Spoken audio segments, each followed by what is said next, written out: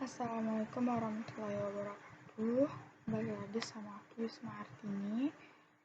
Pada kesempatan kali ini aku bakal jelasin mengenai sistem hormon pada ikan dengan dosen pengampu saya, Bapak Hengki Irawan dari Prodi Ilmu Kelautan Universitas Maritim Raja Ali Haji. Nah, jadi etiologi mengenai sistem hormon pada ikan. Hormon pada ikan itu apa sih gitu kan? Nah, jadi sistem hormon ikan atau sistem hormon ikan kelenjar endokrin disebut juga sama namanya kelenjar buntu karena nggak punya saluran untuk mengalirkan getah yang dihasilkan. Getah yang dihasilkan oleh kelenjar endokrin itu disebut hormon atau sekumpulan sel epitelia yang menghasilkan bahan kimia yang spesifik disebut hormon. Apa sih hormon? Hormon adalah suatu substansi organik atau polipeptida yang dihasilkan oleh kelenjar endokrin dan diekskresikan ke dalam aliran darah yang membawa kepada jaringan atau organ target. Nah, kelenjar endokrin ikan itu mencakup suatu sistem yang mirip dengan vertebrata yang lebih tinggi tingkatannya, tetapi dia itu punya jaringan endokrin yang nggak ada sama hewan vertebrata yang lebih tinggi, misalnya itu badan stanius dan neurosekretory caudal. Terus cara kerja hormon. Cara kerja hormon itu menyerupai kerja saraf, yaitu mengontrol dan mengatur keseimbangan kerja organ di dalam tubuh. Tapi kalau kontrol kerja saraf itu lebih cepat dibandingkan sama kontrol kelenjar endokrin.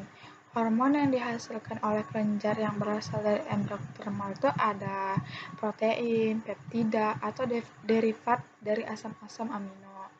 Terus hormon yang dihasilkan oleh kelenjar yang berasal dari mesodermal itu tuh gonad, korteks, adrenal, yaitu berupa steroid. Nah, apa sih pengaruh hormon bagi tubuh si ikan itu? Hormon ini dalam jumlah yang sangat kecil bisa memicu respon tubuh yang sangat luas. Hormon bisa terikat sama reseptor di permukaan sel atau di dalam sel. Ikatan antara hormon dan reseptor akan mempercepat, memperlambat, atau bahkan bisa merubah fungsi sel. Nah, kelenjar-kelenjar endokrin pada ikan itu ada beberapa.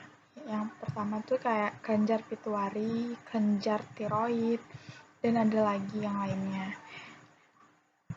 Contohnya seperti kelenjar pituitari. Kelenjar pituitari ini dia tuh terletak di bawah diencephalon, terdiri atas di dua bagian utama.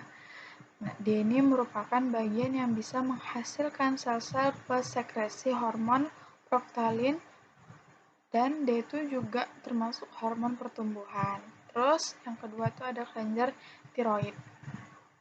Kelenjar tiroid ini dia itu pada sebagian ikan bertulang sejati terdiri atas folikel-folikel yang menyebar di permukaan jantung. Terus dia itu ada yang pada ikan belodok atau ikan pedang. Terus ada kelenjar tiroid. Kelenjar tiroid itu mengeluarkan hormon tiroksin, mempunyai fungsi fisiologik yaitu mempengaruhi laju konsumsi oksigen, membantu proses metabolisme, dan berperan dalam proses osmoregulasi. Pada ikan salmon, hormon tiroksin pada ikan salmon ini berguna untuk meningkatkan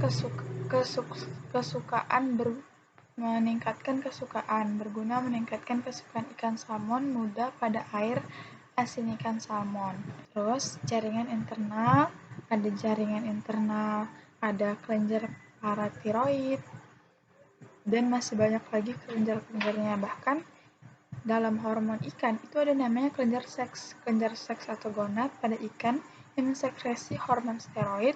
Hormon steroid berperan dalam tingkah laku produktif. Hormon steroid itu ada 2:1 sama ikan. Pada ikan jantan disebut androgen dan pada ikan betina disebut estrogen. Nah, jadi banyak sekali hormon-hormon yang ada sama ikan. Ada kelenjar-kelenjarnya juga.